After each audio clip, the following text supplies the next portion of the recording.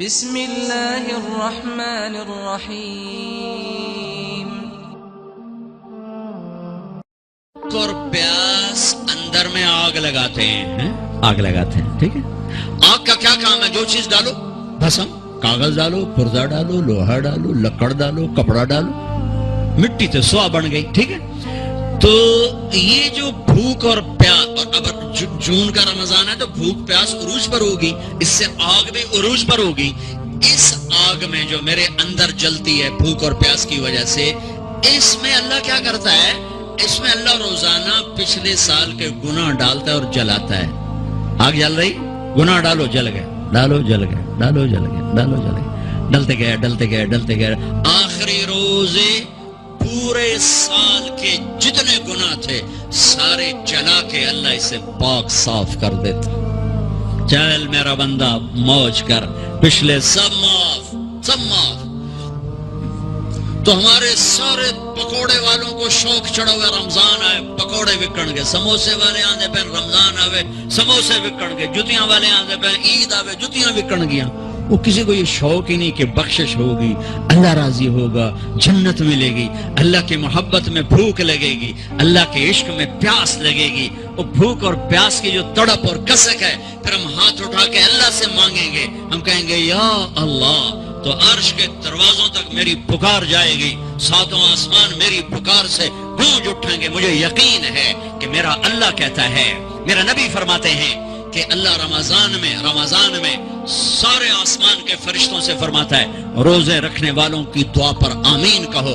عرش کے فرشتوں سے اللہ فرماتا ہے میری تسبیح چھوڑ دو، رمضان کے روزے رکھنے والوں کی دعا پر آمین کہو، آمین کہو۔ عرش فرش میں گونج اٹھتی ہیں میری دعائیں، میری صدائیں، میرے نوحے، میرے گریے ہلا دیتے ہیں۔ اگر بھوک پیاس میں مزے آ رہے ہوں کہ واہ یا اللہ تو نے کہا تھا نا، دیکھا میں بھوک سے بیٹھا ہوں۔ اس لیے افطار کے وقت دعا کیوں قبول ہے؟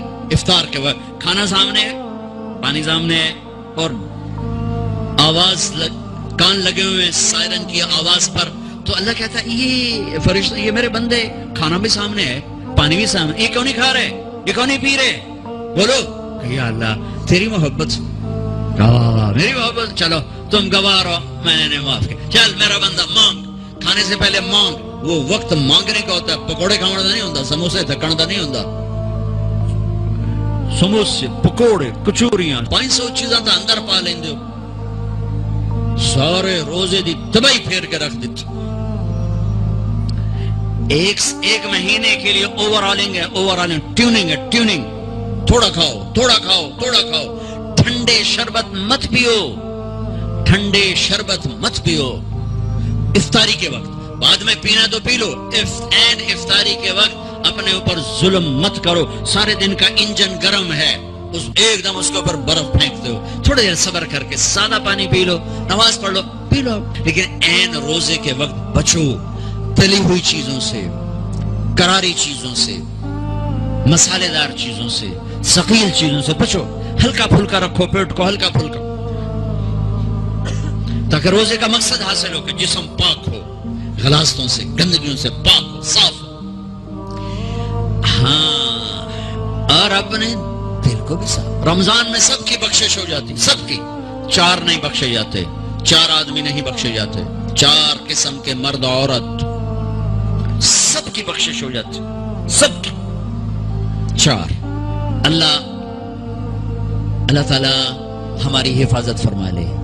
کسی بھائی میں یہ عیب ہے، ابھی سن کے توبہ کر لینا، شراب پینے والا، مستقل شراب پینے والا، رمضان میں بخشش نہیں، ماں باپ کا نافرمان، ماں باپ کا نافرمان، بخشش نہیں۔ ماں باپ کا نافرمان کے لیے تو میرے نبی نے کہا کہ اللہ ہر گناہ کی سزا موت کے بعد دے گا۔ ماں باپ کے نافرمان کو یہیں سے شروع کرے گا اور آگے تک لے کے جائے گا، یہاں بھی سزا دے گا اور آگے بھی سزا دے گا۔ صرف ایک گناہ دنیا میں ایسا ہے، کفر شرک کی سزا بھی موت کے بعد، زنا شراب جوے کی سزا سود کی موت کے بعد ہے۔ ایک گناہ ماں باپ کی دل آزاری، دل دکھانا، اللہ یہاں سے یہ سزا شروع کرتا ہے اور آخر تک پہ چلاتا ہے اس کو۔ میرے نبی سے پوچھا گیا یا رسول اللہ قیامت کب آئے گی؟ آپ نے کہا اللہ کو پتہ ہے۔ کہ کوئی نشانی بتائیں کہ جب ماؤں کو ذلیل کیا جائے گا قیامت آ جائے گی۔ ماں باپ کا نافرمان. تیسرا کون ہے؟ رشتہ داروں سے لڑنے والا. کبھی بھائی سے لڑا، کبھی بہن سے لڑا، کبھی خالہ سے، کبھی چاچے سے، کبھی مامے سے، کبھی تائے سے، کبھی پھوپھی سے. قریبی رشتوں سے لڑنے والا اور تعلق توڑنے والا، اس کی بخشش نہیں ہوگی. چوتھا کون ہے؟ کینہ رکھنے والا. کینہ، شحن. ایک ہوتا ہے بغض، ایک ہوتا ہے کینہ. شحن، بغض، شحن. بغض کیا ہے؟ بغض کیا ہے؟ کہ مجھے انصر بھائی سے نفرت ہے، یہ بغض. اور کینہ کیا ہے؟ کہ میں ان کو نقصان پہنچانا چاہتا ہوں، نفرت کے ساتھ ان کی ٹانگیں کھینچنا چاہتا ہوں، اس کو کینہ کہتے ہیں. تو یہ 4 برائیاں معاف نہیں ہیں. ہاں کوئی توبہ کرے تو سب معاف ہوگا، سب معاف ہوگا، سب معاف ہوگا. تو اللہ نے ہمیں رمضان کا مہینہ دیا ہے. جہنم کے دروازے بند ہو جائیں گے، جنت کے دروازے کھل جائیں گے. فرض 70 فرض کے برابر ہو جائے گا، نفل فرضوں کے برابر ہو جائے گا. تراویح کے ہر سجدے پر 1500 نیکی لکھی جائے گی. ہر سجدے پر 1500 نیکی لکھی جائے گی. 20 رکعت 40 سجدے 60,000 روزانہ. یہ بہت بڑا کلم مجھے نظر آیا. یہ یہاں باہر ایک چھوٹا سا پرچہ لگا دیں کہ جو یہاں آ کے تراویح پڑھے گا ہر سجدے پر اس کو 150 روپیہ دے. 150 چھوٹو 15 روپے دیے جائیں گے.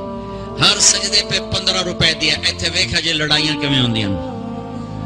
اے سارے پوترے دادیاں نو چاہتے لے آون گے، دوترے نانیاں نو چاہتے، نانی ٹر اج تراویح تینوں پڑھاون. دادے نانیاں نو پوچھدا کوئی نہیں، انہاں دی عید ہو جاونی. تسی تے اعلان کر کے لکھ دیو بھئی جڑا ایتھے آوے گا انہوں اسی فی سجدہ 15 روپے دیواں گے. ایتھے پھر سوٹے ویکھے جے کیویں چل دے.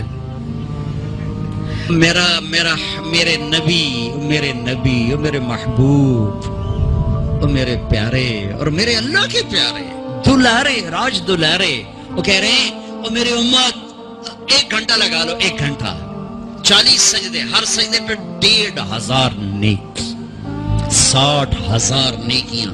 اور ہر سجدے پر جنت میں ایک سرخ یاقوت کا محل، اور ہر سجدے پر جنت میں ایک درخت جس کے نیچے 100 سال گھوڑا دوڑ سکتا ہے. اتنے تھوڑے وقت میں اتنی کمائی. اب 8 تراویح پڑھ کے آدھی مسجد خالی جا رہے ہو. کتنے جا رہے ہو؟ کی کرن جا رہے ہو؟ کوئی کام نہیں. 8 پڑھ کے جوتا اٹھا کے جا رہے ہیں.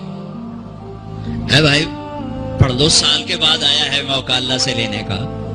اور ہر سجدے پر یہ کچھ اللہ دے رہا ہے. اور پھر جب آخری رات ہوتی تو اللہ فرماتے ہیں میرے فرشتوں، میرے بندوں کی رات کی تراویح اور دن کا روزہ، اس کے بدلے میں نے ان کے پچھلے سارے گناہ معاف کر دیے.